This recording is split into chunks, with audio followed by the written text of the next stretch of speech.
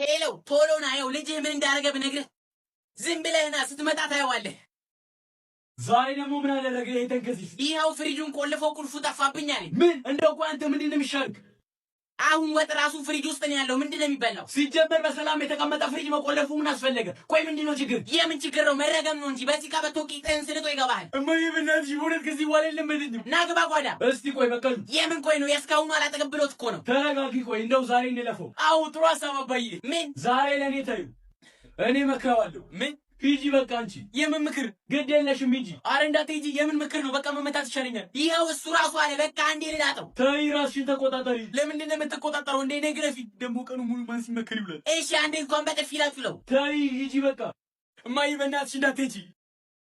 እማዬ ተረጋጋ እስኪ ልጄ። አንድ ጊዜ እኔም ባንተ እድሜ ነበርኩ። ጨዋታውንም ጓደኞቹንም ሁሉንም አልፌበታለሁ። ታዲያ ግን አሁን እዚህ ነኝ። ያ ሁሉ እነዛ ያደረኳቸው የሰሯቸው ነገሮች ሁሉ አልጠቀሙኝም። ያኔ የማውቃቸው ሰዎች አሁን የሉም።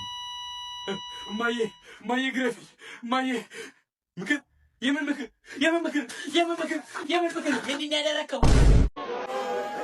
እስኪ በደንብ አማሲው። ወይ ለሞትልሽ እንደ ከዚህ በላይ ያለ ተለ መጥቼ የሰራው ደግሞ ስንቱ በተራው እየቀረ አይደል እንዴ? አረ እዚህ ጋር ሰው ነው ሞቶ ተራ ትላላችሁ እንዴ? አንቺ ደግሞ ሊያዲስ ሆኛለሽ። ሰው መሞት ብርቅ ነው እንዴ? ይሄ ነገር ግን በርበሬ ያላነሰው ነይ ጨምሪበታ። ጥግ ይዞ መውራት ብቻ አትጨቃጨቂ። እዚህ ክፍያ ሳትከፊ። አረ ጭራሽ ስራ መደብ በክፍያ ሆነ። እስቲ አቁሙ። ያቺ ሴትዮ ማነች እንዲሰማ እየነካሽ የምታለቅሰው? አረ እኔ አላውቃትም። ማሽቃባጩ እኮ በስቷል። እስኪ ወሬያችሁን አቁሙና ቶሎ ቶሎ እንስራ። ምሳ ሰዓት ደርሷል። ሰው አፉን ከፍቶ ነው የሚጠብቀን። አረ እኔ ራሱ ውሃ ልከፍል እሄዳለሁ። ቶሎ ጨርስ። እያቸው እዛ ጋር ለመብላት ብቻ የመጡትን እምባራስ እኮ ጠባይላችሁ። ወይ እኔማ እንደዚህ በሳት ተቃጥ እየሰራሁት ነው። የማንም ወረው በላ ሲበላ ሳይ እንዴት እንደምቃጠል እኔስ ብትይ። እንደውም የድሩ ግሌ ቤተሰብ ብቻ ነው የምናበለው የሚል ህግ ከድሩ ዳኛ ጋር ተነጋግረን እናስገባ እንዴ። አሁን እህሉን አልገዛችሁት ብትሰሩት ምን ትሆናላችሁ? አረ እባክሽ የምናወጣው ጉልበትስ ታዲያ እዚህ ብታወጡት አይሻልም? በቤትም ተኝታችሁ ነው የምትሉት። አትሳሳች።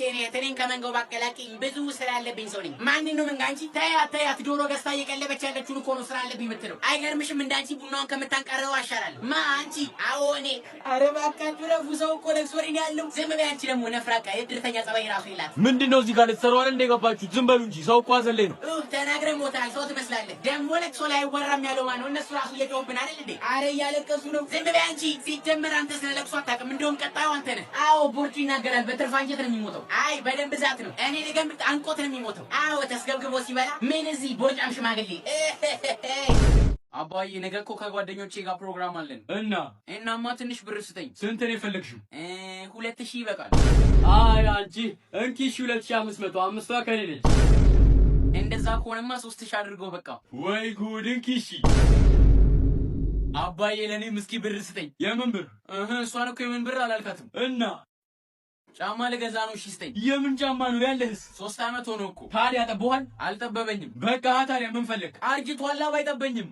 በቃ የኔን ጥቁሩን ጫማ ሰጥሃለሁ። አረ በስመ አብ። እሺ 50 ብር ስጠኝ። ለምን? ለሷ 3000 ብር እየሰጣት አይደል እንዴ? እኔ እኮ አስፈላጊ ሆኖብኝ ነው። እሺ ቶ እማዬ ቅድም ሽንኩርት ያስፈልጋል እያለች ነበር። ልግዛ ስጠኝ። ሌላ ጊዜ ይገዛል። ተው። አይ አባዬ እውነቱን ነው። ሽንኩርት ያስፈልጋል። አረ እባክሽ ይሁን ካሽ ቶሎ ግዛ። ሚጣ አባዬ አለ እንዴ? የለም። ምን ነው? ቶሎ በል። እሺ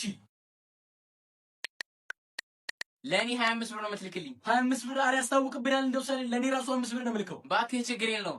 ችግር የለውም። አንቺማ ስልኩን ብትወስድበትም ችግር የለውም። እሺ ግን ለኔ ነው ብዙ የምትልከው። ምን? ለምን ሲባል? ታላቅ ስለሆንኩ ነዋ። አንቺ ሙላልኝ በትዩ ራሱ ይሞላልሽ አይደል እንዴ? ሁሌ መጠየቅ አስጠላኝ እባክህ። አረ እቺ ምን አይነቷ ነች? በእናታችሁ አልሰማሽም? እኔ ነኝ ብዙ የምወስደው። እኔ ነኝ አልኩ። አንቺ አላበዛሽም እንዴ? ይኸው ተናግሬያለሁ። ሲጀመር በቀሉ አባዬ መጣ።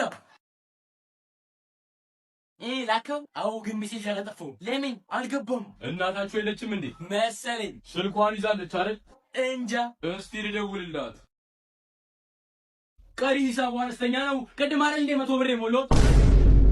100 ብር ነው ስልከው? እዝራ እስኪ መነጽሬን አምጣልኝ። የምን ሜሴጅ ነው የገባው? ወይኔ ጉዴ! እዝራ መነጽር እኮ የለም ጠፍቷል። አረ ጓዳ አልጋው ላይ በራስጌ በኩል አለ። ልክ ስማኝ እዝራ፣ ወይ 95 ብሩን ትልክልኛለህ ወይ እነግረዋለሁ። እስኪ አንቺ ደግሞ ሊነግረው። እዝራ አምጣው እንጂ አንተን እኮ ነው የሚጠብቀው። እውነት ነው። 100 ብር የሚያክል ነገር ጠፍቶ እሱ ዝም ማለቱ ያናድዳል አይደል? አረ እቺ ልጅ እንትን እኮ ነው አባዬ። መነጽሩ ቢቀርብህ ሳንጦ እኔ ላንብብልህ። አይሆንም። ጭራሽ ማንበብ እንደማይችል ሽማግሌ ያየ። አረ እንደዛ አይደለም። ያን ያህልማ አላናቸውም። እንደውም ያለ መነጽር አንብቤ ያሳያችኋለሁ። አዎ አባዬ አንብበው። ውድ ደንበኛችን የ100 ብር ካርድ ብር ነው የሚለው አባዬ። ምንድነው ብር ለሰው ልካል ይሉኝ ነው? አዎ ማን ይሆን የወሰደው? ማን ነው ስልኬን የነካው? እንደው እገለዋለሁ። ጨርሰህ ካንበው ስልክ ቁጥሩም አለ። የ100 ብር ካርድ ለ0935 እንዴ የዝራ ስልክ 35 ቤት አይደል እንዴ? ያንቺም 35 ቤት ነው። ቀጥል አባዬ። ለ0935 7643 ወሬ ስልክ ነው እንዴ? መጨረሻው ደግሞ 68 ይሄ ስልክ አንቺ አይደለም እንዴ ሚጣ? አዎ አንቺ ነሽ ብሩን ወሰጂው። አንቺ ኮንሽስ ችግር የለውም ውሰጂው ልጄ። ናዝራ ካርድ ግዛልኝ።